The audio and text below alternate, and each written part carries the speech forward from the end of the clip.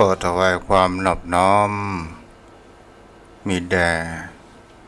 พระอรหันตสัมมาสัมพุทธเจ้าผู้แสวงหาซึ่งประโยชน์อันยิ่งใหญ่ขอนอบน้อมแด่พระธรรมอันสูงสุดของศาสนานี้ที่พระพุทธเจ้าตรัสไว้ดีแล้วขอนอบน้อมแด่พระสงฆ์หมู่ใหญ่ผู้มีศีลและทิฏฐิอัน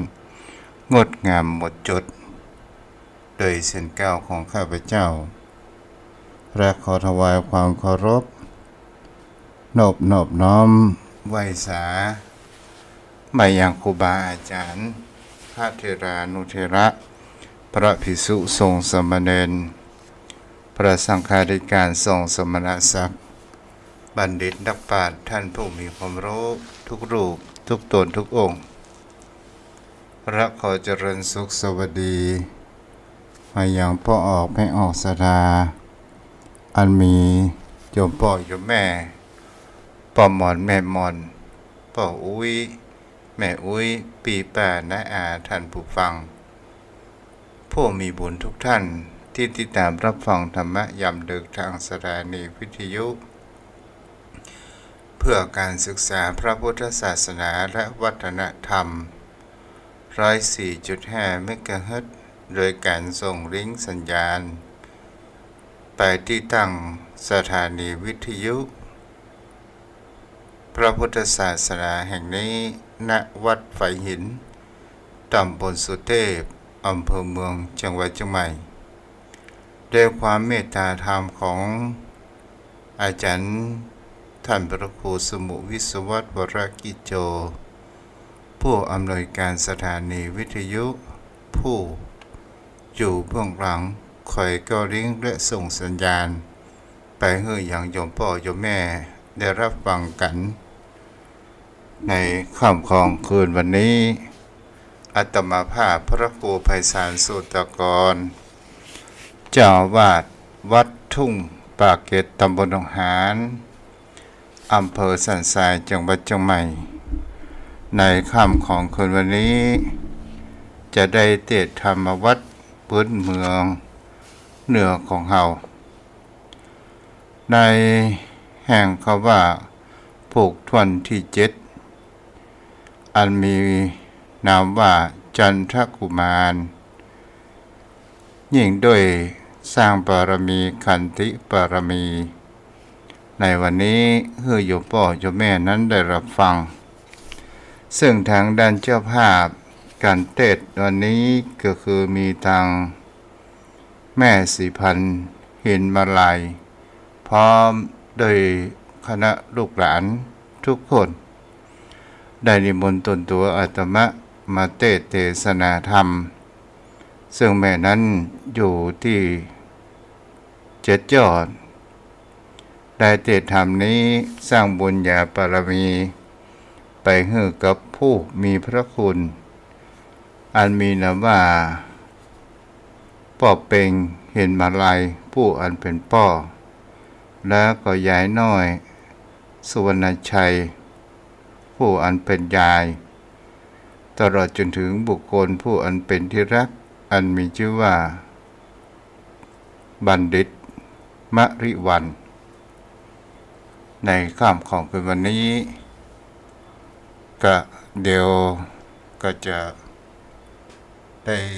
เทศนาธรรมก่อนนั้นเราก็เอาวัดมาไว้บ้านคือพ่ออาจารย์พ่อนานสายันได้เป็นผู้กล่าวนำไว้พระแล้วก็รัตนาธรรมเนาะ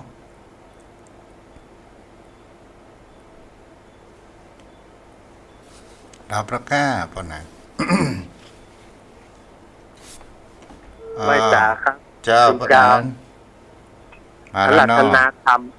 อารัธนาธรรมเลยอย่าครับไหว้พระก่อนเด้อไหว้พระแล้วก็รัตนาธรรมเนาะครับในโอกาสนี้ก็ขอ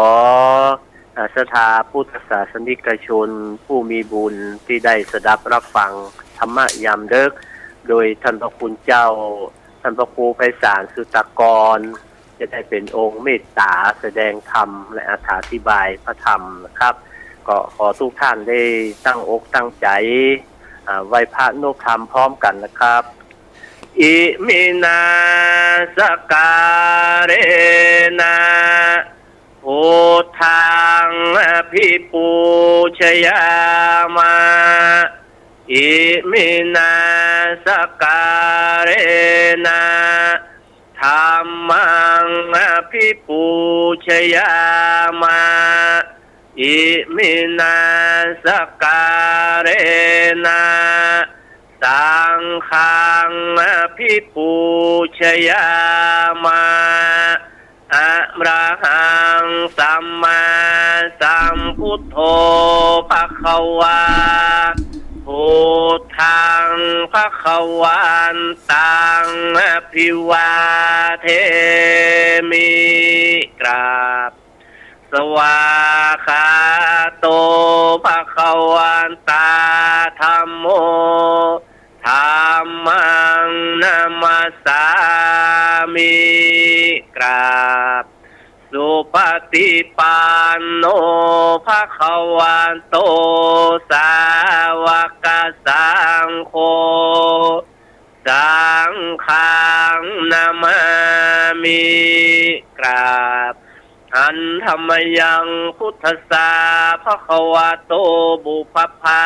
คณมะกะรังกะโรมาเสนะโมตัสสะภะคะวะโตอะระหะโตสัมมาสัมพุทธัสสะนะโมตัสสะภะคะวะโตอะระหะโตสัมมาสัมพุทธัสสะนะโมตัสสะภะคะวะโตอะระหะโตสัมมาสัมพุทธัสสะกราบหนึ่งกราบสองกราบสามลำดับต่อไปขอได้ตั้งใจจะรับฟังพระธรรมเทศนาเป็นพระธรรมวัดพื้นเมืองนะครับนารานารินโทปาเวโลทาเปโตมุนิราสะธรรมังธรรมมุตตะมังธรรมเตสิตังอนุกัมปิมังปัจจังราธนังกโรมาอนุโมทนากับป่อนนั้นสายันตัวเด้อคงมีเสียงเหมือนใครเป็นวัดนอป่อนนั้น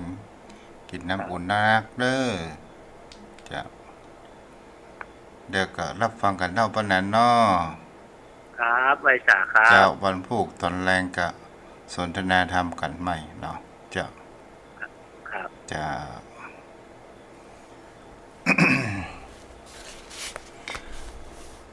นะโมตัสสะภะคะวะโตอะระหะโตสัมมาสัมพุทธัสสะบุญ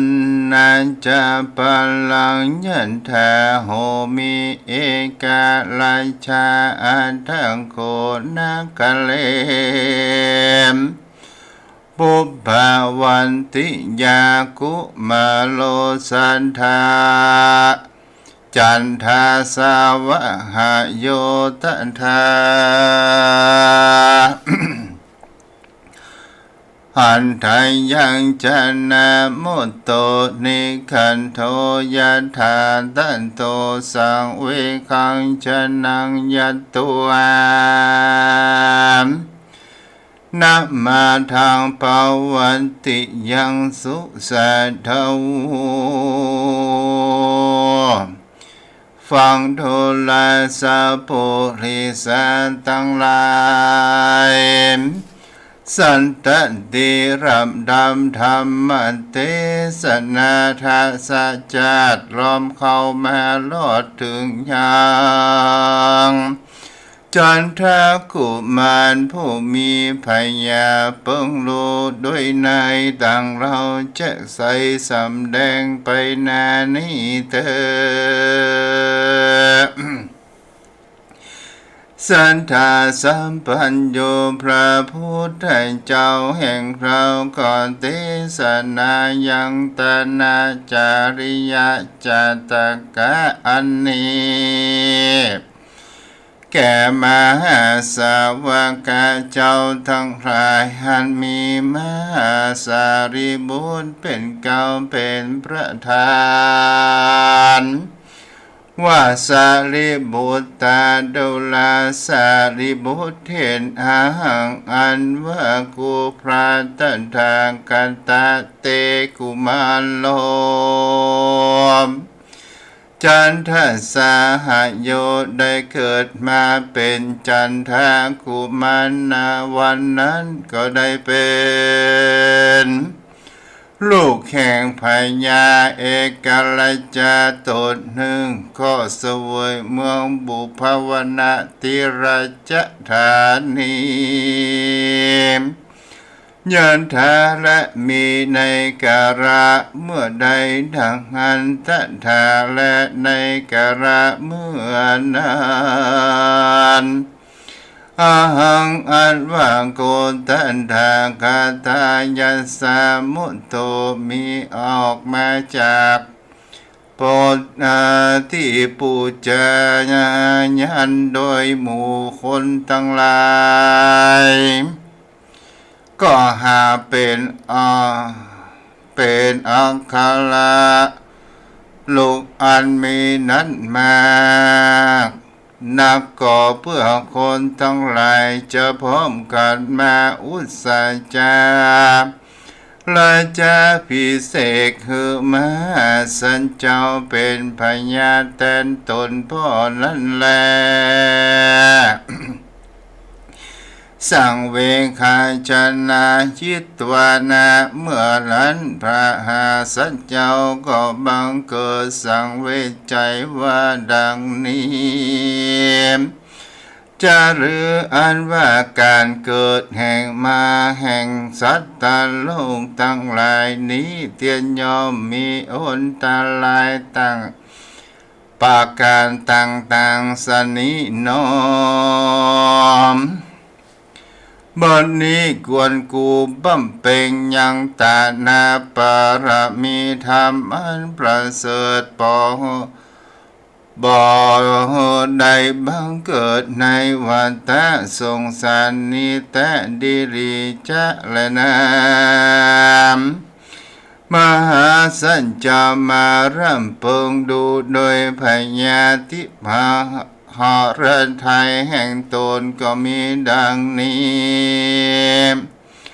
ก็ปงอัญชยานัดให้คนทั้งหลายแต่งแปลงยังสลากวันตานหกหลังคือที่แทบประตูเวียงตั้งสี่แห่งและทำกลางเวียงหลังหนึ่งประตูคุมน้อยแถมหลังหนึ่งหลังก่อสละจ่ายเข้าของเป็นตานวันละ600,000 คำเป็นนิรันดร์บอกขาดสังเทือก็มีแลสารีบุตตาดุลาสารีบุตรเห็นในกาลนั้นพญาพาราณสีนี้ได้ชื่อว่าบุพวติราชธาลีก็มีในกาลอันคำร่วงพ้นไปแล้วเมื่อก่อนนั้นแล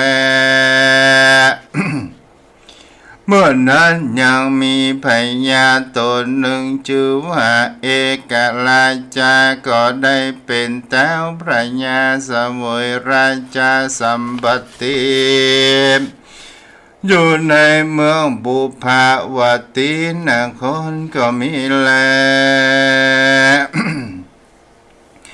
ต ตัณหาในกาลาเมื่อนั้นโพธิสัตว์เจ้าก็ได้จุติจากสวรรค์จันฟ้าลงมาเกิดเอาปฏิสนธิกำเนิดในท้องแห่งโคนางโคตมีอันเป็นอัครมเหสีติวีแห่งพญาเอกลาจานั้นกันว่าได้10 เดือนมาลอดแล้วนางก็ประสูติได้ลูกแก้วเป็นใจก็มีผิวพรรณวันแน่อันงามเป็นดังพระจันทร์วันเดือนเป็นนั้นแล เตจนาอ่านว่าคนทั้งหลายมีขันติญาณทั้งสองพ่อแม่ก็มาใส่ชื่อฮือแก่มหาสัจจอมแปงนั้นว่าจันทกุมารว่าอันก็มีหันและนา รำดับนั้นไปนาเจ้าหนอลาจันตากุมารจำเริญบานขึ้นใหญ่มาพอจักรู้แย่งเตียวไปมาแล้วนางอัครมเหสีทีวีผู้เป็นแม่ก็สัมประสูติได้ลูกใจแถมผู้หนึ่งคนทั้งหลายก็มาเบิกบันใส่ชื่อว่าเจ้าสุริยกุมารว่าอ่านทัดแต่นั้นไปนานางก็สัมประสูติได้ลูกหญิงแถมคนหนึ่งที่นั้นคนทั้งหลายก็มาใส่ชื่อว่านางแก้วยาสะศิลาคุมารีหันแล ตาตนทัดนั้นไปแถมน้องใจต่างแม่ให้เจ้าจันทากุมารก็มาเกิด2 คนผู้หนึ่งชื่อว่าพัททะเสนาผู้หนึ่งชื่อว่าสุโลวัคคะกุมารและวานเมื่อเจ้าจันทากุมารได้จำเริญขึ้นใหญ่มาได้16 ปีแล้วเจ้าก็เรียนเอาศาสตร์ศิลป์ที่ในเมืองตากาศิลาการว่าโบราณมวลแล้วก็ขอคืนมาหันแลเมื่อนั้นพญาเอกลาจามก็อามาตย์ตั้งหลายปล่อยขอเอาลูกสาวแห่งพระยาผู้หนึ่งชื่อว่านางแก้วกุมารีมีรูปสมนาอันตาสมนาตาอันงามเป็นดังเว้นคำนั้นแลก็เอามาตั้งไว้เป็นอัครมเหสีเทวีแห่งมหาสัจเจ้าจันทากุมารแล้วก็ยังตั้งไว้เป็นมหาอุปราชาพระโกฏในปุพพาวตินครก็มีหันและนา อาปาพังเกแต่นั้นไปนานางจันทเทวีก็มาบังเกิดได้ลูกใจผู้หนึ่งคนทั้งหลายใส่ชื่อว่า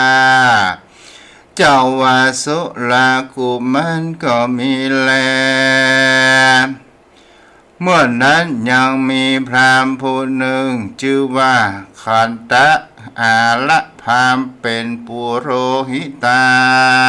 มแห่งพญาเอกาลาจานั่นแลพญาก็ตั้งยังพราหมณ์ผู้นั้นเฮือเป็นผู้พิจารณาตัดสินถ้อยคำอ่านทั้งมวลนั้นแล ในเมื่อขันธพราหมณ์พิจารณาอย่างถ้อยความนั้นย่อมตรีเอายังสินจังเขาของเงินคำแก่ผู้กะละตั้งหลาย ผู้อ่านบ่สมเปิงกวนจักเป็นเจ้าของดังอันมันก็ปล่อยฮือเป็นเจ้าของบุกราผู้บอกควรจักเป็นเจ้าของมันก็ซ้ำปล่อยว่าเฮือเป็นเจ้าของบุกราผู้จักควรฮือแปะมันก็ฮือไปฮือกันบุกราผู้ได้ปะมันปล่อยฮือแปะมันก็เหตุว่าอันตันแดงฮือของมันก็เป็นสินจางนั่นแหละอันทะในกะละในกะละเมื่อนั้นยังมีบุกะลาผู้หนึ่งก็หาสินจางบ่ได้มันว่ามันบ่ได้ตอดในสินจางและพามหันแลที่นั้นกันดาพามก็ลวดตัดสินกรรมฮือมันพ่ายหนีไปมันก็ไปหาอย่างเจ้าจันทากุมารอุปราชราชาในเวกหนตังที่หนึ่ง มันก็ไวมาหาสัญจาวาเทวาคาแต่มหาอุปราชาเป็นเจ้า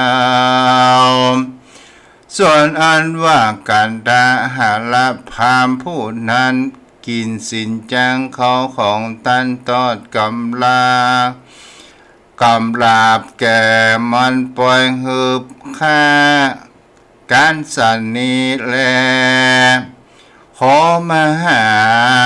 ราชเจ้าจุงจักเป็นที่เปิ้งแก่ข้าแต่เตอวานแล้วใจผู้นั้นก็ยกมือไหวมหาสันเจ้าก็มีแลในเมื่อกาละเมื่อมหาสันเจ้าก็เราลมใจผู้นั้นก็เมื่อสู่พิจารณาโดยถ้อยกาม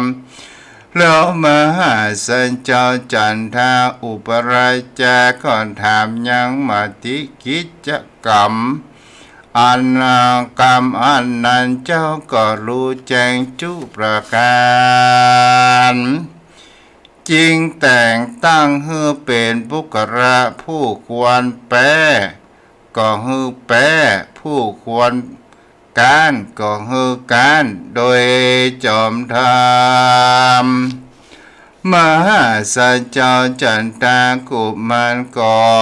บ่ได้ใส่สินไหมแก่เขาสังอันหันแลเมื่อนั้นคนทั้งหลายก็ฮือสาธุการมหาสัจเจ้าหันแล สาธุการลังอันว่าเสียงสาธุการอันนั้นก็ดังไปทั่วบ้านเมืองทั่วบ้านทั่วเมืองก็มีแลที่นั้นพญาเอกลัยจะได้ยินเสียงสาธุการอันนั้นก็เต้าก็ถามไปยังคนทั้งหลายว่า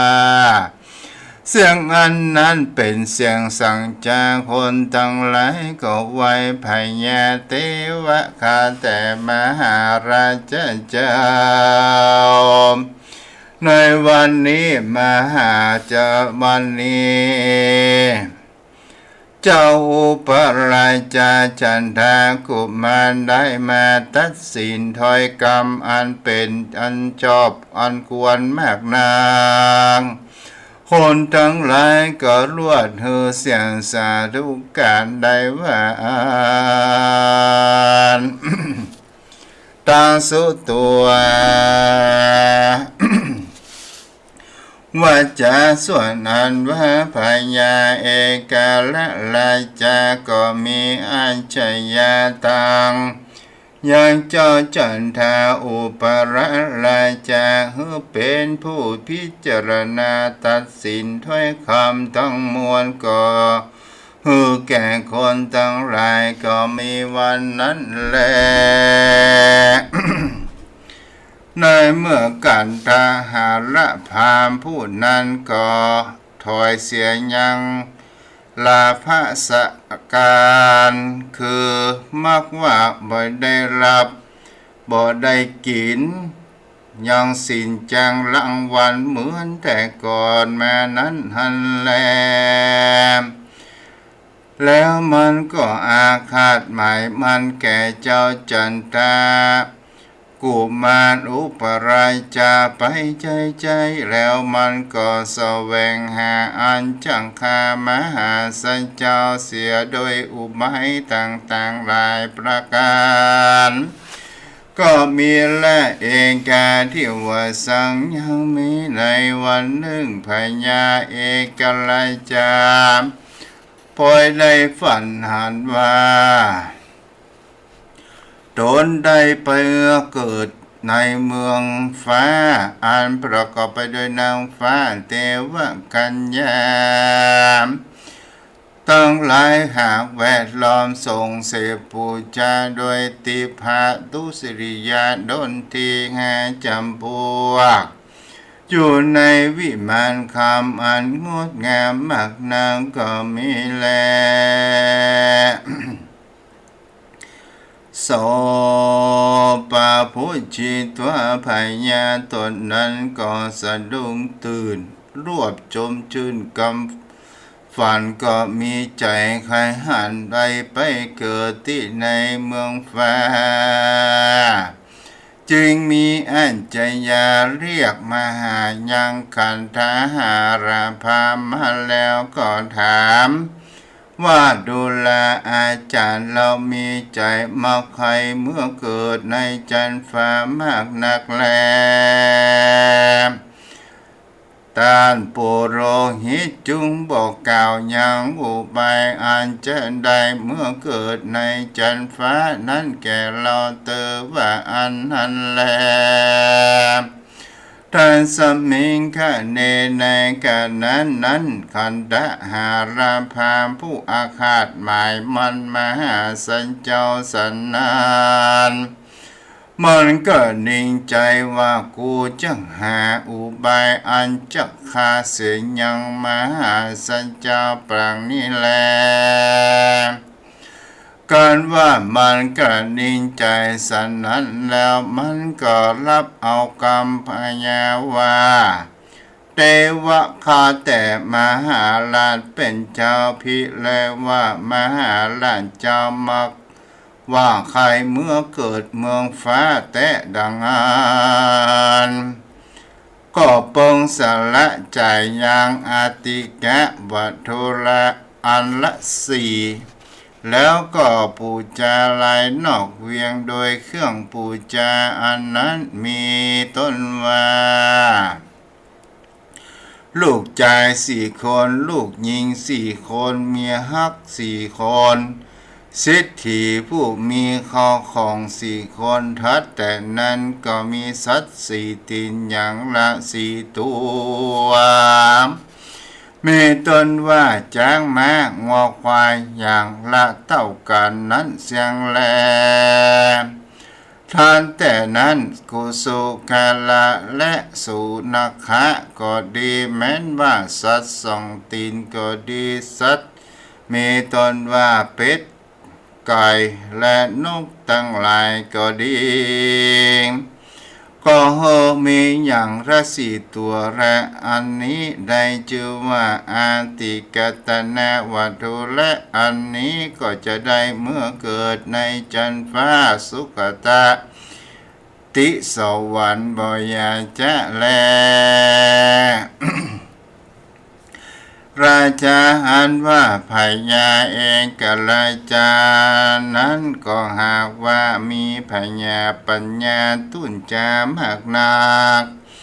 ก็มาใส่ใจกันทหารพามมีพญามากแต่นั้นกันทหารพามใจบาปมันปองคาลูกและเมียแห่งตนเสียพญาบ่รู้ก็โดยเหตุว่ามีพญาปัญญาตุนจานั่นแลก็ลวดตามกรรมพ พาตามกรรมพามข่าวนั้นจูประการที่นั้นพยามก็ฮือคนทั้งหลายแต่งแปลงสีแต่งแปลงที่อันฮือจากปู่จายันโดยเลือดคอแห่งมหาสัจจาและลูกเมียพร้อมโดยสัตว์ทั้งหลายก็มีหันแลมกันดาหาราพามก็เฮอแต่งแปลงยังที่อันจักปูจายันยังที่สะหนตายนอกเวียงนั้นแล้วก็เฮอไปเอาสัตว์ทั้งหลายพร้อมโดยคนมารีบด่วนก็มีหันแลในกาละนั้นขันตรหาละพามก็เอาดาบพร้อมทั้งตะไลคำมาที่ปูจายันก็ใส่ใจว่าจะเอาตะไลคำนั้นตวงเอาเลือดคอมหาศาลเจ้าจันทากุมารนั่นแหละ ตัสมิงคะเนในขณะนั้นนางจันตาเทวีผู้เป็นมเหสีมหาสัจเจ้าจันทากุมารก็รีบเมื่อไวพญาเอกลัยจาก็กล่าวเป็นคาถาว่าสุนันโตพนโตเทวสังกโยมฟังดูแลเจ้าหมู่เท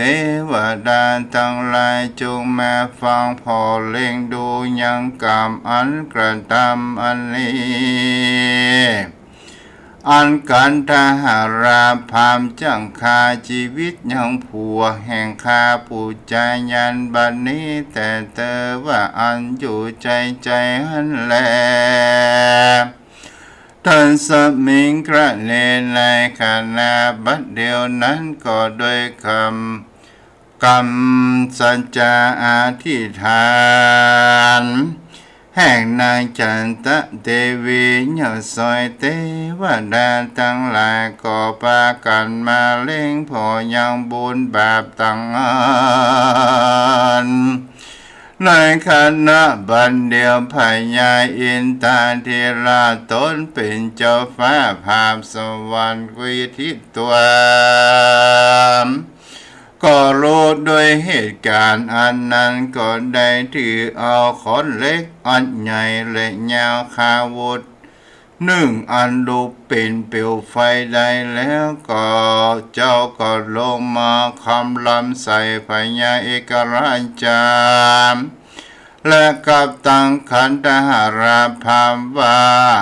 ดูแลพญาเอกลัยจาผู้พาลหาพญาปัญญาบทได้บทนี้มึงฝันว่าได้เมื่อเกิดเมืองสวรรค์บัดนี้มึงจะฆ่าลูกเมียและสัตว์ทั้งหลายเพื่อปูจายันสันนิ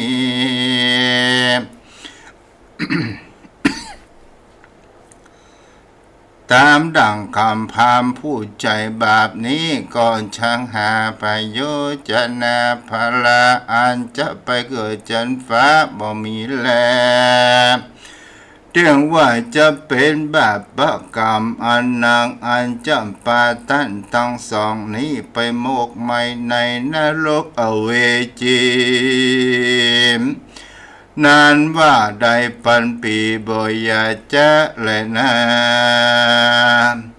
แล้วพญาอินทาธิราชก็ถือเอาขอนเหล็กอันปีปิวไฟลูกแดงนั้นก็ลงมาคำรามพญาเอกลัยลูกเป็นปิวไฟลูกแดงก็ลงมาคำรามยังพาเอกลัยจากับตังขันธหารพามได้ปล่อยยังสัตว์และคนทั้งหลายก็มีทั้นวันนั้นแล สัพเพเทวาอันว่าเทวดาและคนทั้งหลายอันมากนางกันว่าเขาได้ยินเสียงอันนั้นก็บังเกิดโกลาหล แล้วคนต่างหลายมวลหมู่ก็ปากันมาสู่ยังสถานที่แล้วเอาไม้พองและค้อนก้อนหินก้อนดินแล้วก็ขว้างบุบตีไปยังที่เจ้ากันทหารปาลาผู้อันใจยามจาก็ถึงกรวินาศชิบหายตายไปหันแลบ่เต้าแต่นั้นคนทั้งหลายมวลหมู่เขาก็ปากันเอิ้นเปล่าตั้งเตือนกันว่าดูแลเจ้าทั้งหลายเจ้าเราทั้งหลายอย่าได้ว่ายังพญาเอกลัยจาผู้เป็นองคาภาราผู้นี้แต่เตอ จังข้ามันเสียบัดนี้แล้วว่าอ่านแล้วคนทั้งหลายก็มือถือหมายค้อนก่อนดินขอแม้บ่จะหมายจักข้าพญาเอกลัยจาผู้นั้นแลในกาลนั้นเจ้ากุมารก็แล่นออกจากที่พ้นธนาการได้แล้วก็มากอดเอายังป้อแห่งตนไว้ก็เพื่อว่าบอกเฮอคนทั้งหลายข้าป้อตนก็มีแลสัพเพจนาอันว่างคนทั้งหลายก็กล่าวว่ามหาสัจเจ้าจันทากุมารบอกเฮอข้าสัตว์ตายดังอันผู้ฆ่าทั้งหลายเต้าว่าจะได้ไว้ชีวิตพญานี้จริงเดียวแลผู้ฆ่าทั้งหลายก็บ่ยอมหืออยู่ครองสวิตชาติอันเป็นเจ้าพระญาแก่ผู้ฆ่าทั้งหลายนี้แต่แลหมู่ตุคาทั้งหลายก็ว่าเฮอมันได้อยู่เวียงที่นี้จะแลว่าอันแล้วก็ปาการทอดเอาอย่างเครื่องประดับประดาอันเป็นเท้าพญานั้นออกเสียแล้วก็รอไว้มันนุ่งผ้าอันเก่าอันหมองและมีผ้าปกหัวอันสมองอันย้อมโดยขมิ้นแล้วก็กาตามเฮอมันเป็นคนอันตามจ้าจันทาราก็เฮอมันไปอยู่บ้านจันทานคอกริมเมืองก็มีวันนั้นแล กัสมาเหตุดังอันโยภูกะโลอันว่าภูกะลาผู้ใดมาว่าควรเสพกลับไปโดยคนพลามันก็มีใจหยาบจ้าบันดังพญาเอกราชาผู้นี้เสพคบค้าโดยขันธพามใจบาปหาพญาบ่ได้ก็ยังปาเฮอได้ตุกเวทนาปอเตาแต่นั้นก็ยังได้กลับกลายเป็นคนจัดละเตจะลิธีบทใดเอวังก็มีกล่าวดังกล่าวมานิรนามอันทะในกาลาเมื่อนั้นคนทั้งหลายก็มาประชุมจุบนุมตั้งเสนาอามาตย์ทั้งหลายมวลหมู่ก็พร้อมกันอุตสาราชาพิเศษเอามหาสัจเจ้าอันว่ากูพระเป็นมหาสัจเจ้าจันทากุมารเฮอได้เป็นพญาแตนตนปอก็มีวันนั้นแลนาหังวิปติกาหามินามินาปิกุญจะมีโพชนังทักขินายทัตอาทัตวะอัปปสาปัจจารติโยโยดังนี้สารีบุตตาโนราสารีบุตรเถนอันว่าคูพันธทากันตาปังเมื่อก่อนเป็นเจ้าจันทากุมาร การว่าปนพายาตานจากคานั้นการว่าได้เป็นเจ้าพญาก็รู้ยังกุลและแบบแจ้งนักแล้วทางคิดในยะอาทัตตัวกันว่าบทให้ตานเตื้อกูพระตถากันแท้ก็บ่ได้กินยังข้าวน้ำโภชนาอาหารมีผ่ามารได้5-6 วันก็มีแล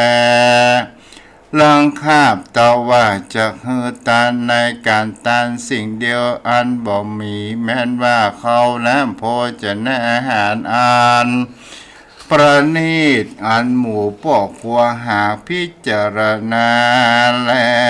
วการเขาน้อมมาถวายมหาสัจเจ้าจันทากุมารพญาจันตากุมารก็น้อมถวายให้เป็นทานให้แก่ปุกราผู้ตัวปุกราตนกวนตานนั้นแลมหาสัจเจ้าจึงจะกินเมื่อไปลุนก็มีจุวันหันแลก่อนว่าวันใดบ่ได้เฮือตานเจ้าก็รวดปกกินยังเขาน้ำโภชนาอาหารนานประมาณว่าได้5-6 วันก็มีหันแลดูลาสารีบุตรเถนกูพันตทางกันตะปรางนั้นกะตำกามอันยากนักดังนี้ก็เหตุว่าจะเฮือเสียงทุกสุดทุกในวัฏสงสารแล้วก็เพื่อว่าจะเฮือถึงยังนิพพานอันหลังงับดับเสียยังกิเลสตัณหามานาทิฏฐิตั้งมวลแต่ดีลียันถาภานิโชนมะกันตัวพัทันตตาสัจจังหันจือว่าเอาของก้าของขายนั้นยอมนั้นก็ไปหลายทาละโพมาโหติในเมื่อไปขายของก้าของขายในต่างบ้านต่างเมืองก็ได้เข้าของอันมากนักยะถาวิยะอันนี้และมีสันใดตานังอันว่าตานันนี้ปริตินังอันว่าภุกราผู้ใดหากใดเฮือตานปริสังแก่ตานผู้อื่นอันเป็นผู้ควรรับตานแล้วมหาพลังมีภาระอันมากนักสักกตาปิกวาอันตนจะกินนั่นแลโภชนังอันว่าข้าวน้ำโภชนาอาหารอันตนกินนั้นมันก็เต้าเป็นอาลาตะอาจมสิ่งเดียวบ่เฮอแล้วยังไปโยชนาไปนาสักอันเป็นดังโภชนาอาหารอันใดเฮือตานั้นก็อาจจะบังเกิดเฮือเป็นพระอานิสงส์มากนักคือว่าจากใดเสวยยังยะสะสัมปติอันมีในเมืองฟ้าและเมืองคนมีพญากวติราชเป็นตนและพญาอินทาธิราชตนเป็นเจ้าพระเจ้าภาฟ้าทรงสวรรค์และสัมปติทิพย์อันเป็นที่แล้ว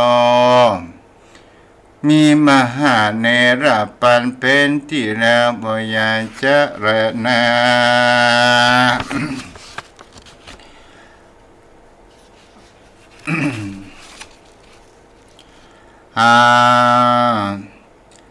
สัทธาอิมังธรรมเตสนังหาริตวาจตังกังสมุทาเน้นโตพระพุทธเจ้าก็จุมนุมมายังจัตตกะอันเนยกอติตาจันก่อนมาต่อปัจจุบันจันนี้มาหือแจ้งแก่จตุปตาสันทั้งหลาย4 ประการ อาหะก็กล่าวเป็นการถาวาตถาทันตะทาโลนามะเทวันตะโตอะโหสิโคตมีมหามายาจันตระหูลามาตาอาสุโลลาหุโลเสลาอุปละวันนาสุโลมหากัสสปโปภัทะเสโนโมกรโนสุริยกุมาโลสเรบุตโตเสพุทธาปาริสังจันทราชาโกณโทดุรามหาสริบุตรเถนอันบาจันตพรามผู้ใจบาปในวันนั้นก็คือหากมาได้เป็นเทวตาในกรบันนี้แลนาอันว่านางโคตมีผู้เป็นแม่แห่งเจ้าจันทากุมารวันนั้นไซคือหากมาได้นางสริมหามายาในกรบันนี้แลนานางจันทเทวีวันนั้นไซก็คือหากได้นางยโสธราพิมพาในกรบันนี้แลนาวสุรากุมารตนเป็นลูกวันนั้นไซคือหากมาได้เป็นดาหุนเทนในกรบันนี้แลนานางยะสาเสลาวันนั้นไซก็คือหากมาได้เป็นนางอุบลวันนะเทรีในกรบันนี้แลนาเจ้าสุกุมารอันเป็นน้องต่างแม่แห่งมหาสัจจวันนั้นไซก็คือหากมาได้เป็นมหากัสสปะเทนในกรบันนี้แลนาอันว่าราชาบริวารตั้งหลายสี่จำพวกมีภิกขุภิกขุณีอุปาสกะอุปาสิกาตั้งหลายในกรบันนี้แลนาอันว่าจันทกุมารอันประกอบไปโดยตานะศีลาคือว่าได้หือเข้าของเป็นทานบาละ600,000 คำบอกขาดบ่ประมาทศีลธรรมสักวันตราบต่อเต่าเสียงอายุแห่งตนวันนั้นก็หากว่าบ่ใจบุกราผู้ใดผู้อื่นเลยเอวังโลกนาโทคือหากได้ตนกูพาตทางกตะตนเป็นที่จังที่เพิ่งแก่โรคทั้งสามในกรบันนี้แลนาบุคละยิ่งใจผู้ใดมักใครถึงสุขพ้นจากทุกข์ในสงสารในถึงนิพพานเป็นที่ละจุปาการเฮตานรักษาศีลฟังธรรมไปใจก็จะได้สมฤทธิ์จุยเยืองจุประการแม้นว่าได้ยินได้ฟังธรรมอันมีชื่อว่าจันทกุมารทศจัตวัน7แล้วอุทิศส่วนบุญไปหาอันผู้จุติมรณาไปนาได้ชื่อว่าเป็นความกตัญญูกตเวทิตาอันประเสริฐผู้ตายได้พ้นจากที่ยากพากที่ผ่านก็เลยสุขใจบันเตียงแตะดีรีบ่อยาจะแระนานิธิตังขิยาสังวันนาวิเศษจาห้องเหตุยังธรรมทศจันกันดวน7อันมีชื่อว่าเจ้าจันทกุมารก็บังคมสมเด็จเสด็จสองหน้าเลิกชมพ่อชมแม่เอาละแม่สีพันหินมาลายพร้อมได้ลูกสาวฮับปอนเดอร์เวลาก็เหลือน้อยเนาะยะถาวาริวหาปุราปาริปุเรนติสังขรังเอวะเมวะอิโตทินังเปตานังอุปกาปติอินจิตังพันธิตังตุมหังหิปะเมวะสมิจันโตสเปปุเรนโตสังกปาจันโทป นาราโสยะถามณีโชติราโสยะถาเอวังโหนตุดีแรอาจจะในวันนี้ก็เป็นวันดีหมายมีเจ้ามหามุราศรัทธาแม่สีพันธ์หินมาลายพร้อมด้วยลูกทุกคนต่างคนต่างได้น้อมลำมายังจตุปัจจัยฮือเป็นการได้ปูจาธรรมเป็นเจ้าภาพกันเทศทวนที่7จันทกุมารอาดิตจารย์พระโพธิสัตว์อ่านเป็นพระสัมมาสัมพุทธเจ้าในปัจจุบันได้เทศนาธรรมเสร็จการบรมวลไปแล้วนั้นเจ้ามหาบุราศรัทธาก็มีจิตใจเจตนาภายแผ่บุญกุศลนี้ไปถึงยังเทวบุตรเทวดาเจ้ากรรมในายเวรปอกเกิดแม่เกิดของตนตัวก็ดีประทั้งนั้นมีความกตัญญูกตเวทิตาได้อุทิศส่วนบุญกุศลนี้ไปถึงยังพ่อเปงหินมาลัยและยายน้อยสุวรรณชัยและนายบัณฑิตมริวันแม้ว่าจิตตะดวงวิญญาณของท่านเจ้าทั้งสามไปเกิดในภพใดชาติใดวิมานใดก็ดีขอพระอานิสงส์เอาเกิดจากการฟังธรรมของเจ้ามหาบุราศรัทธานี้ขอพระบุญกุศลนี้จงไปกับกายเป็นอาหารทิพย์ที่อยู่ทิพย์แม้ว่ามีสิ่งใดสิ่งหนึ่งมาขวางกั้นดวงวิญญาณของท่านบ่ได้รับทราบขอจึงเทพได้ตนมเหสีกาปอกสุวัสวาวัตถุประเกตแห่งนี้จงได้นำข่าวการะบุญกุศลนี้ไปถึงยังจิตตะดวงวิญญาณของท่านเจ้าทั้งหลายให้ได้รับทราบและจงกลับกลายเป็นอาหารทิพย์และให้ได้พ้นเสียจากที่ยากภาคเสียจากที่ทุกข์ถึงที่สุขที่ดีเมื่อถึงที่สุขที่ดีแล้วจงกมาปตาอนุโมทนาบุญกุศลตนตัวแห่งเจ้ามหาวรศรัทธาให้จงอยู่ดีมีสุขเหมือนกันจุผู้จุคนนั้นจงจะมีสัพพิติโยวิวัชชันตุสัพพะโรโกวินัสสันตุมาเตภวัตวันตรโยสุขีทีคายุโกภวะอภิวาทนาสีริสนิจังพุทธาปัจจายโนจตารโอธรรมาวัฏันติอายุวโนสุขังพระลังขออนุโมทนาบุญเด้อตลอดจนถึงผู้ที่รับฟังทางเฟซบุ๊กมีคุณโยมจันจรัสโยมพี่สาววาสนาคันทวีแล้ว